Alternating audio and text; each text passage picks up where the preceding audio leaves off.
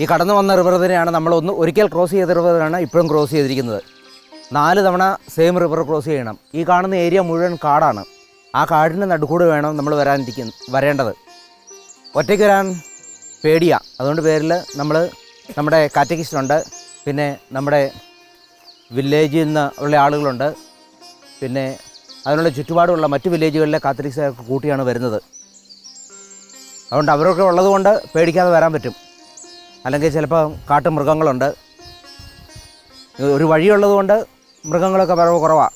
പക്ഷേ എന്നാലും വരുമ്പം പേടിയുണ്ട്. ആ പേടി ഒഴിവാക്കാൻ വേണ്ടി ആളുകളെ കൂട്ടും.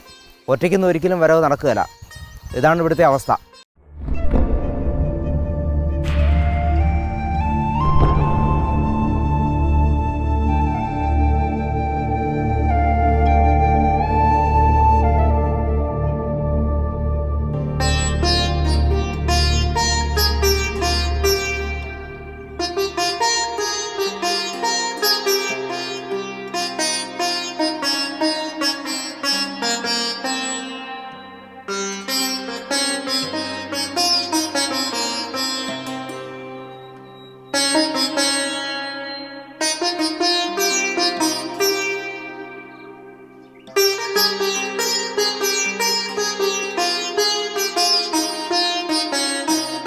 നമ്മൾ ഒരു വില്ലേജിൽ നിന്ന് മറ്റൊരു വില്ലേജിലേക്ക് യാത്ര ചെയ്യുമ്പം പതിവായിട്ടുള്ള വഴി എപ്പോഴും ഫിക്സ് ആയിരിക്കണമെന്നില്ല. കാരണം ഈ വെള്ളപ്പൊക്കം കൊണ്ട് ഈ റിവറിലെ വെള്ളം വഴിയൊക്കെ മാറ്റിവിടും. അതുകൊണ്ട് എപ്പോഴും ആളുകളെ കൂട്ടിക്കൊണ്ടാണ് വരുന്നത്. അപ്പം നമുക്ക് ദൈവത്തിലുള്ള ഒരു ശരണം, ദൈവാനുഗ്രഹത്തിൽ മാത്രം ട്രസ്റ്റ് ചെയ്തുകൊണ്ടാണ് നമ്മുടെ മിഷൻ പ്രവർത്തനം മുമ്പോട്ട് പോകുന്നത്. അതുകൊണ്ട് ഞങ്ങളുടെ ഈ യാത്ര മുഴുവൻ മാതാവിന് സമർപ്പിച്ചുകൊണ്ട് ഒരു കൊന്ത ചൊല്ലിയാണ് ഞങ്ങളുടെ യാത്ര തുടങ്ങുന്നത്. കാരണം വഴിയിൽ എന്തെങ്കിലും സംഭവിക്കും, എന്താ സംഭവിക്കാൻ പറ്റും നമുക്കറിയത്തില്ല. മാതാവ് നമ്മളെ കെയർ ചെയ്യും എന്നുള്ള വിശ്വാസത്തിൽ മാതാവിന് സമർപ്പിച്ചുകൊണ്ടാണ് നമ്മുടെ യാത്ര തുടരുന്നത്. അതുകൊണ്ട് ആ വില്ലേജിൽ നിന്ന് മറ്റൊരു വില്ലേജിലേക്ക് പോകുന്നതിന് മുമ്പ് നമ്മളൊരു കൊന്ത ചൊല്ലി മാതാവിന് സമർപ്പിച്ചുകൊണ്ട് നമ്മുടെ യാത്ര തുടങ്ങുകയാണ്. Apolapin asolapan karjong kang tiramen pen siningatha godonit mapo namen pang tirna nang depewenang siningatha son tod berhadriam beplang nang penitenganan jian penedwafana pitha lapan nitwala penedwafan teng diata son tod le nidwa branda dwafana diatha asat na plan boundary lepen kang na bejawta amen diniglo o meri gandhi rana pi Apolapin asolapan karjong kang tirapan Kachoho ketibalam Apang siading Anama farangke meri apan bersa kitidau Labangso ketibalam madang iletum labangso hawar apat dilong kado kebangan nama kejime chokang benang iletum kado kebiarata tumapan kutroya tundame kutroya tundame iletum thanga manusia kapaya tundame kado bukan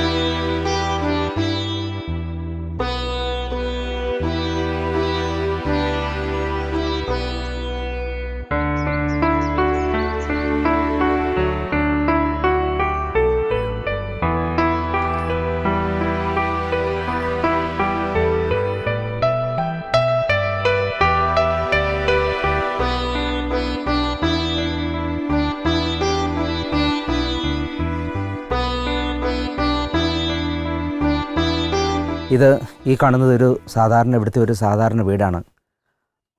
ഇതാണ് ഞാൻ താമസിക്കുന്ന സ്ഥലം. ആ സ്ഥലത്തെ ഒരു വീട്ടിലാണ് ഇപ്പോൾ ഞങ്ങൾ ഇരിക്കുന്നത്. അവിടുത്തെ ഫാമിലി മെമ്പേഴ്സാണ് ഈ കാണുന്നതെല്ലാം. ഇതാണ് അവരുടെ വീട്. 6 കുട്ടികളുണ്ടായിരുന്നതിൽ ഇപ്പം അതിനകത്ത് 3 പിള്ളേരേ ഉള്ളൂ. ബാക്കി കുട്ടികളെല്ലാം, ഈ ഫാമിലിയിലെ ബാക്കി കുട്ടികളെല്ലാം മരിച്ചുപോയി. അതിന് കാരണം അവർക്ക് ആഹാരം കൊടുക്കാനുള്ള വകയില്ല, കുഞ്ഞുങ്ങൾക്ക് പോഷകാഹാരം കിട്ടാനുള്ള മാർഗ്ഗമില്ല. കാരണം ഇത് മെയിൻ ടൗണിൽ നിന്ന് 40 കിലോമീറ്റർ 50 കിലോമീറ്ററോളം ദൂരമുണ്ട്. ഇവിടുത്തെ എത്തിപ്പറ്റാൻ പറ്റത്തില്ല. പ്രത്യേകിച്ച് മഴക്കാലത്ത് ഒരു തരത്തിലും എത്തിപ്പറ്റാൻ പറ്റുകയില്ല. പോഷകാഹാരക്കുറവ് കൊണ്ടാണ് കുട്ടികൾ മരിച്ചു പോകുന്നത്. വലിയ ആളുകളും മരിച്ചു പോകാറുണ്ട്. ഒരു വർഷം 50 ആളുകളോളം ഈ ഒരു വില്ലേജിൽ നിന്ന് മരിച്ചു പോകും. ഇതാണ് അവരുടെ വീട്ടിലെ അവസ്ഥകളെല്ലാം. ഒരു ദിവസം ഒരു നേരം പോലും ആഹാരം ശരിക്കും കഴിക്കാൻ മാർഗ്ഗമില്ലാത്ത ആളുകളാണ് ഈ ഇരിക്കുന്ന ആളുകളെല്ലാം. അവരുടെ അവസ്ഥ ഇതാണ്. വിദ്യാഭ്യാസം കൊടുക്കാൻ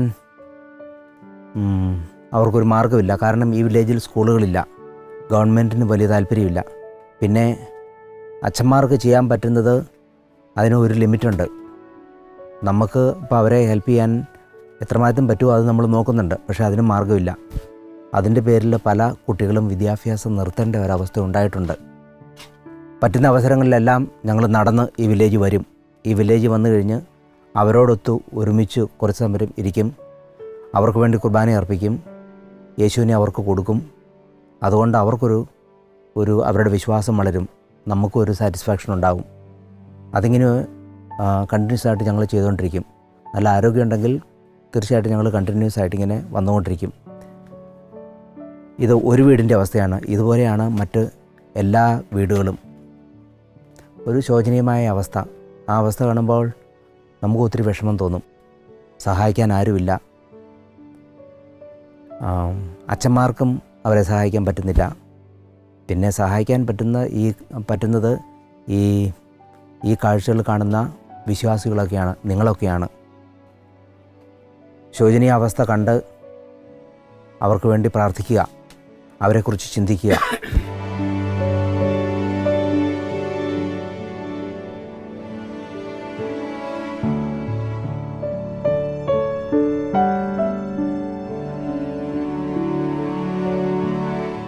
ഇത് കണ്ടോ, ഇത് അവർക്ക് കഴിക്കാനൊന്നുമില്ല. ഇത് ഞങ്ങൾ കൊണ്ടുവന്നതാണ്. അവർക്ക് ഒരു ദിവസം ശരിക്കും കഴിക്കാൻ പോലും ആഹാരമില്ല. ഈ കാണുന്നതൊക്കെയാണ് അവർക്കുള്ളത്. ഇത് അവർ തന്നെ കാട്ടിൽ പോയി കൃഷി ചെയ്ത സാധനങ്ങളാണ് ഈ കാണുന്നതൊക്കെ. ഇതിൽ കൂടുതലായിട്ടൊന്നും അവരുടെ കൈവശം ഇല്ല. അവരുടെ ശോചനീയ അവസ്ഥ ഇതാണ്.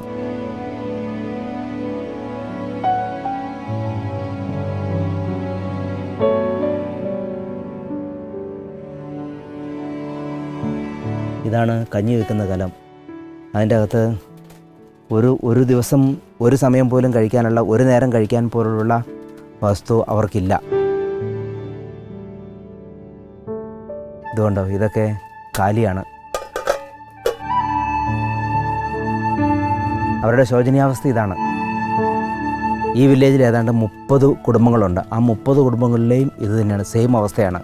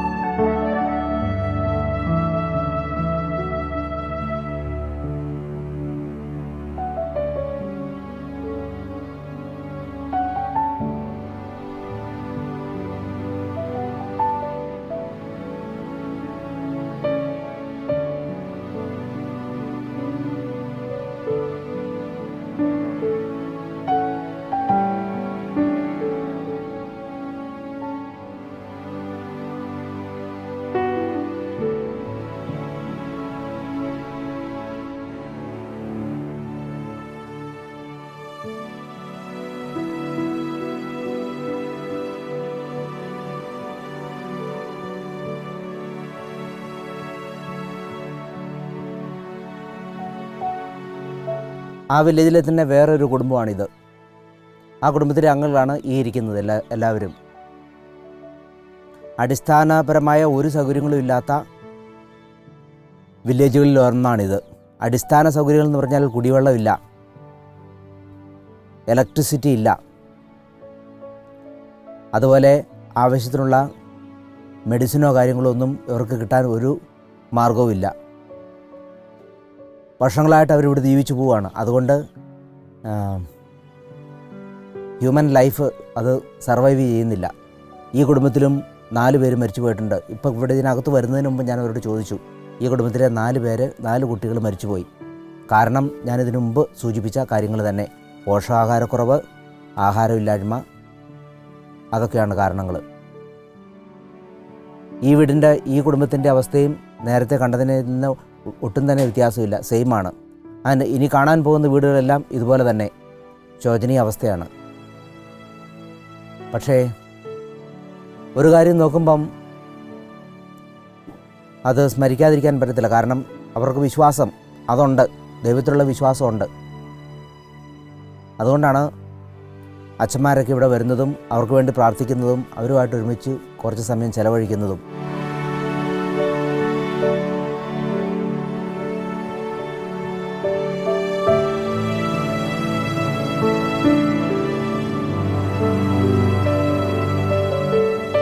ഇരുപത്തിയഞ്ച് കുടുംബങ്ങളുള്ള ഈ വില്ലേജിൽ വരുമ്പോൾ ഞങ്ങൾ പ്രാർത്ഥിക്കുന്നതൊക്കെ ഇതുപോലുള്ള വീടിനകത്തിരുന്നാണ്.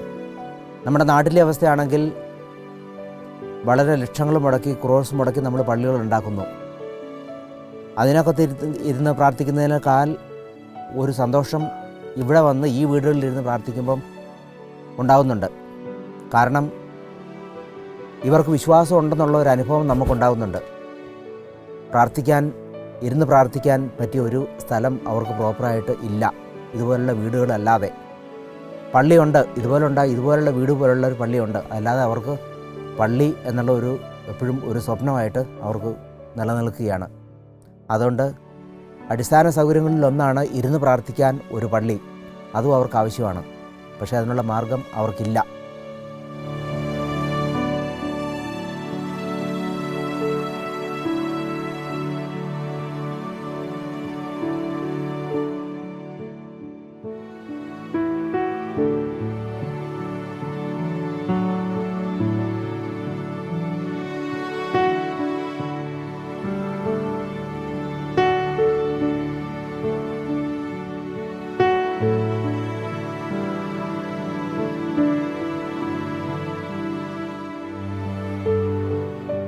Kakarteng upa baku baku. Amen.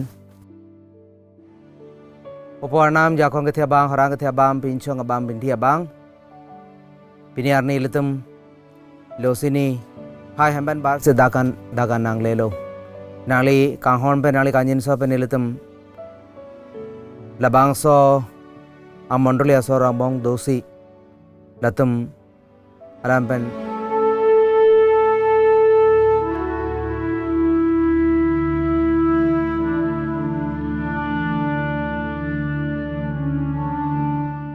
ഇത് ഈ വില്ലേജിലെ മറ്റൊരു ഭവനമാണ്. ആ ഭവനത്തിലെ അവസ്ഥ നോക്കിയാൽ മറ്റു ഭവനങ്ങളെ അപേക്ഷിച്ച് ഒത്തിരി വ്യത്യാസമൊന്നും ഇല്ലാത്തതാണ്. അതേ തന്നെ അവസ്ഥ. അവർ കുടിക്കാനുള്ള വെള്ളം കൊണ്ടിരുന്നത് കിലോമീറ്ററുകളിൽ നിന്ന് മലകൾ കയറിയാണ്. കാരണം ഈ കുന്നിന് മുകളിൽ വെള്ളം കുടിക്കാനില്ല. ഞങ്ങൾ പ്രാർത്ഥിച്ചുകൊണ്ടിരുന്നപ്പോൾ ആ കുഞ്ഞു കൊച്ച് കരയുന്നത് കേട്ടു. അതിന് കാരണം കഴിക്കാനൊന്നും ഇല്ലാത്തതായിരിക്കാം. ഇവരെ സംബന്ധിച്ചിടത്തോളം അവർ ഷെഡ്യൂൾഡ് ട്രൈബാണ്. ഷെഡ്യൂൾഡ് ട്രൈബിന് കിട്ടേണ്ട പ്രിഫറൻസ് പോലും അവർക്ക് കിട്ടുന്നില്ല. കാരണം ഗവൺമെൻറ് അവരെക്കുറിച്ചൊട്ടും ബോധേഡല്ല. ഒരു ഐഡൻറ്റിറ്റി കാർഡ് ഉണ്ടാക്കണമെങ്കിൽ തന്നെ 400 കിലോമീറ്റർ നടന്നു പോയി ചെയ്യണം. അവിടെ പോയി ചെന്നാലോ അതിനും കൈക്കൂലി ചോദിക്കുന്നു. അതൊന്നും കൊടുക്കാൻ അവർക്ക് അതിനുള്ള മാർഗമില്ല. അതുകൊണ്ട് ആ സിമ്പിളായിട്ടുള്ള ഒരു ആധാർ കാർഡ് ഉണ്ടാക്കാൻ പോലും അവർക്ക് പറ്റാത്ത അവസ്ഥയാണ് ഈ വില്ലേജുകളിലെ അവസ്ഥ. ആ കാരണത്താൽ തന്നെ ഒരടിസ്ഥാന സൗകര്യങ്ങളും ഇല്ല. അവർക്ക് ബേസിക് ആയിട്ടുള്ള ഐഡൻറ്റിഫിക്കേഷൻ കാർഡ് ഇല്ലാത്തതിൻ്റെ പേരിൽ ഒന്നും തന്നെ കിട്ടേണ്ട കാര്യങ്ങളെല്ലാം അവർക്ക് നിഷേധിക്കുകയാണ്. ഒരു ID കാർഡ് ഉണ്ടാക്കാൻ തന്നെ 3000 രൂപ 4000 രൂപ അവർക്ക് ചിലവഴിക്കണം. അതിനുപോലും മാർഗമില്ല.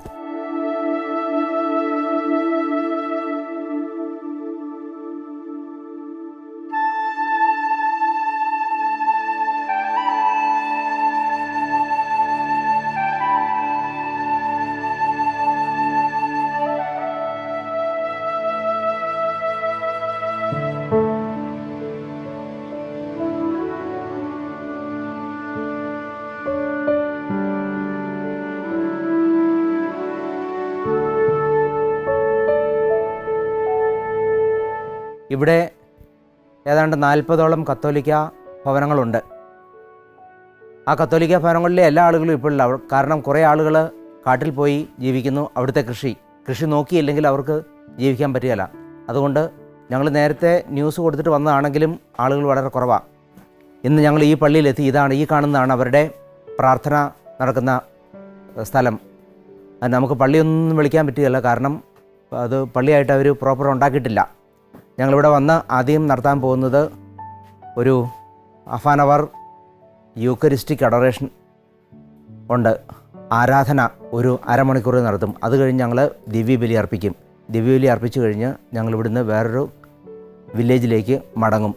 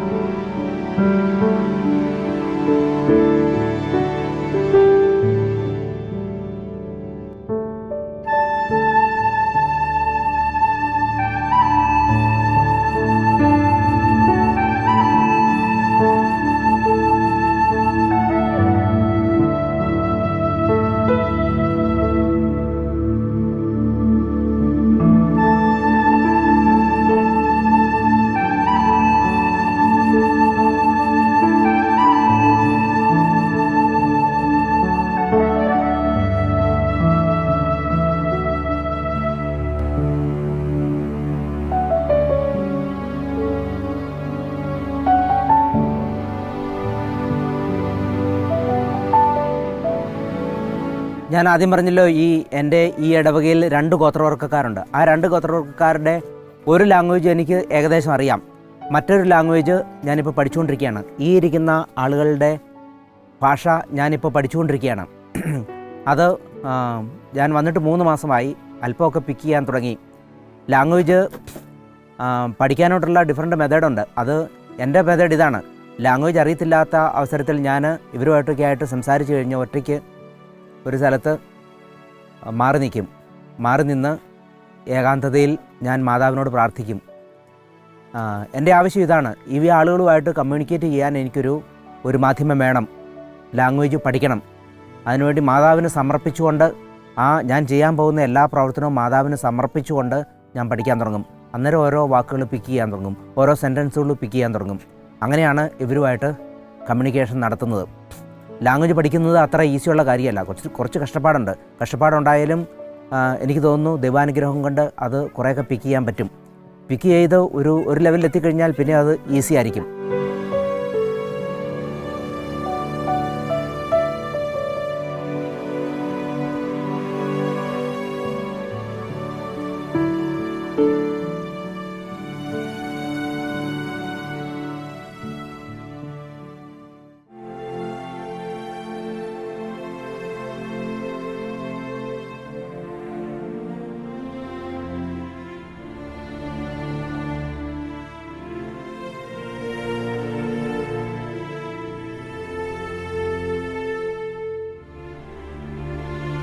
മരിച്ചവർക്ക് വേണ്ടിയുള്ള കുർബാന, ഈ വില്ലേജിലെ മരിച്ചവർക്ക് വേണ്ടിയുള്ള കുർബാന ഇന്ന് ഇവിടെ അർപ്പിക്കുകയാണ്.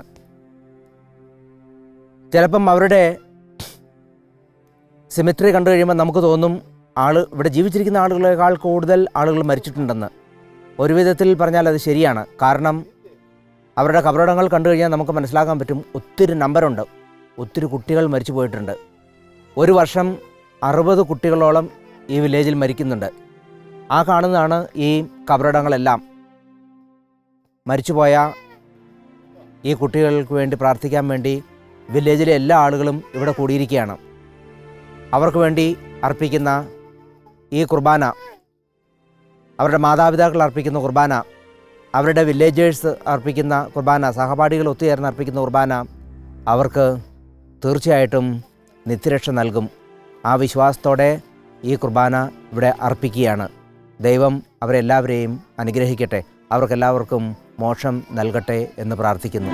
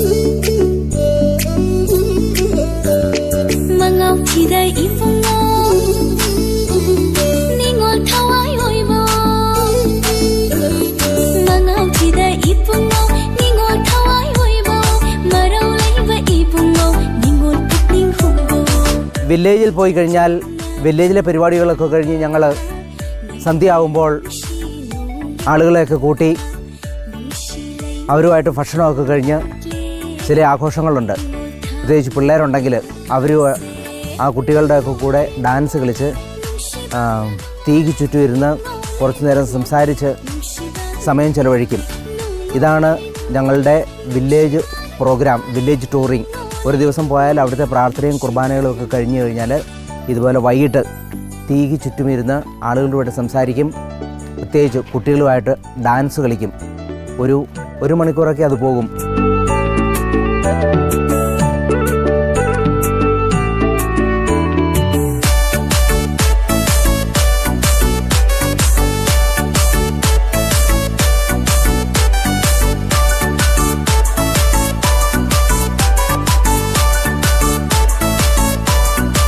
ഞങ്ങൾ അച്ഛന്മാർ ഈ വില്ലേജിൽ വന്നു കഴിഞ്ഞാൽ ഞങ്ങൾക്കുണ്ടാകുന്ന അനുഭവം വളരെ സന്തോഷകരമായ അനുഭവമാണ്.